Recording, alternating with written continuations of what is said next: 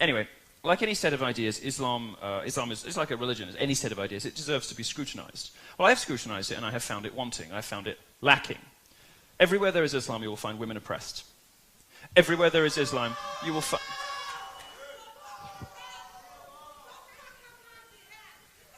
You're wearing a hijab in the United States of America. What is wrong with you?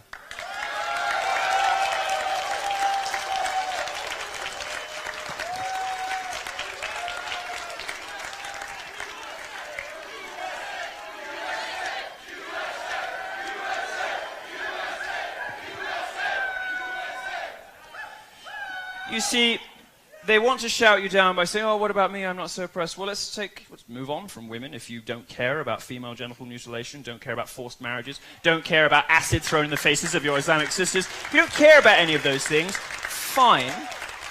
Let's talk about gays instead. In 12 Islamic countries, I could be killed for my sexuality. Is that okay? 100 million people live in countries where it is illegal to be homosexual. All of those countries are Islamic. This is not an ISIS thing. You know, you will see gays being thrown off the roof in ISIS-controlled territories. But this has nothing to do with terrorism. This is mainstream Muslim culture. Your religion does it everywhere your religion exists. It is a threat, an existential threat to gay people.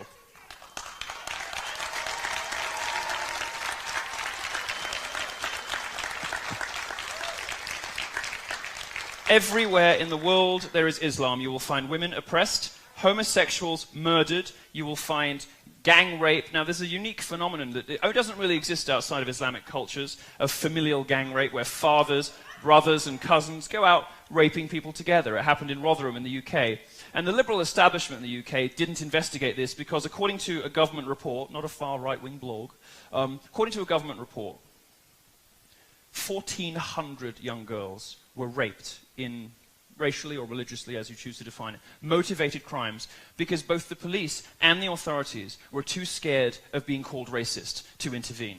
And this pattern repeats itself everywhere there is mass Muslim immigration. My suggestion to you, America, is that you don't need it here.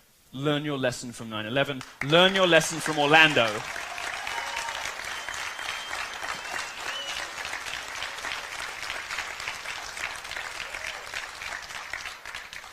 These socially regressive, see, they walk out when they don't like the facts. These socially regressive attitudes,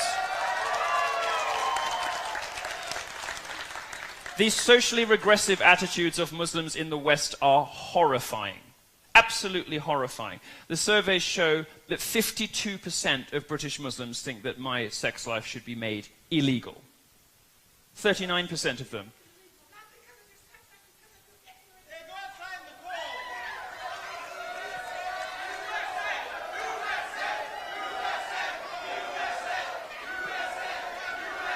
Why are you leaving?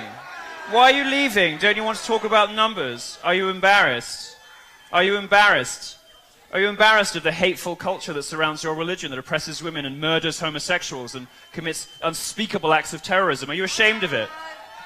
Would you like to talk to us about why there's no global Muslim peace movement? Because I hear lots of very upset people at my talks complaining about statistics they can't refute. I don't hear a lot of Muslims standing up against terrorism. Or whether it is some of the Islamic hate crime hoaxes we've been seeing more recently. And these happen with alarming frequency. In fact, my research team has struggled to find a supposed hate crime against Muslims on an American college campus that did not turn out to be fake. I'll tell you about some of them. One student at the University of Louisiana admitted her attack was completely fabricated. She made the whole thing up because Trump supporters attacking a Muslim woman is simply believable to liberals fed a steady diet of hate by fake news. This is a rare instance of the lying media actually admitting that one of its cherished hate crimes was a hoax. Normally they just move on quickly and never mention it again. Yasmin Sawi, just 18 years old in New York City, made up a similar story.